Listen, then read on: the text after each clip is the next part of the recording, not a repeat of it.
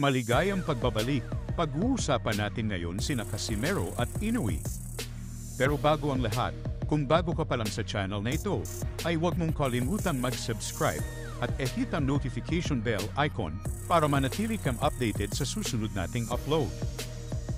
Minaliit na po ni former Unified Super Bantamweight Champion Murodjon Akhmadaliev si 2-division undisputed champion Naoya Inoue sa nakaraang panalo nito kontra sa Korean boxer na si Hee-Jun Kim. Kung inyong matatandaan ay nanood na po itong si Akhmadaliev ng laban ni Inoue at Kim noong Pebrero 24 na ginanap sa Ariake Arena sa bansang Japan, kung saan bagamat humanga ng kaunti itong si Akhmadaliev kay Inoue, nang agad nitong in-knockout ang kalaban sa ika-4 na round, ay sinabi pa rin ito na what daw sana makalain ni Inoue, na siya na ang pinakamalakas sa Super Bantamweight Division. Dahil pag nagkaharap daw sila, ay mabibigla daw itong si Inoue sa mga ipapakita niyang mga galawan. Nang gigigil na nga po itong si Akhmadaliev na ipatikim kay Inoue ang kauna-unahang talo nito sa kanyang boxing career. Maliban dyan, ay nais din ni Akhmadaliev na maibalik na ang dating mga belt nito na nawala ng matalo ito kay Marlon Tapales, at nang sa ganun daw, ay mabigyan niya ng karangalan ng kanyang bansa. Sa hindi po nakakaalam, ay si Akhmadaliev po ang mandatory challenger ni Inoue para sa WBA Super Bantamweight belt, kaya lumiliit na talaga ang mundo nitong Hapones. Dalawa lang ang pwedeng niyang pagpilian, ang ibakante ang titulo, o ang palaga na matagal nang naghahamon na pambato ng Uzbekistan na walang iba na po, kundi si Akhmadaliev. Pero bago yun mangyari, ay napapabalitang uunahin muna ni Inoue na kalabanin ang pambato ng Mexico na si David L. Ray Picasso na mangyayari umano sa Las Vegas, Nevada.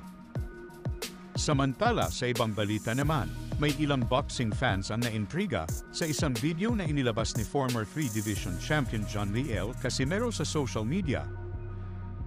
Sa mga hindi po nakakaalam, ay muling na pong naglabas ng training video si Casimero. Ito ay matapos ang nauna ng sunod-sunod na pag-upload nito ng mga old training videos bago at pagkatapos ng laban ng matagal ng karibal nito na si Naoya Inoue kay Hee-Jun Kim.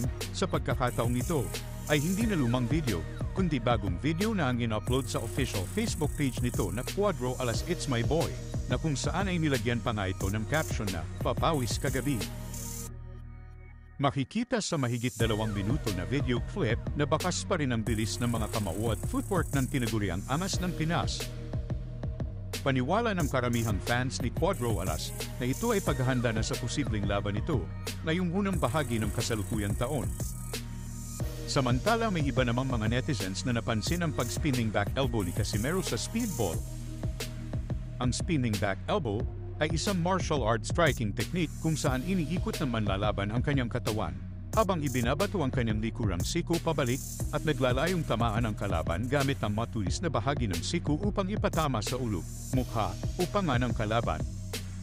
Ito ay kadalasang ginagamit sa kickboxing, MMA at Muay Thai. Hinala ng ilang netizens na baka magpalit na daw ng career itong si Casimero at tuluyan ang pasukin ang mundo ng mixed martial arts. Hindi na rin po ito bago, dahil may ilan na din ang mga boxers na sinubukan ng MMA, katulad na lamang nina Holly Holmes, Elena Reed, Ricardo Mayorga, Bob Turbin, at Muhammad Ali.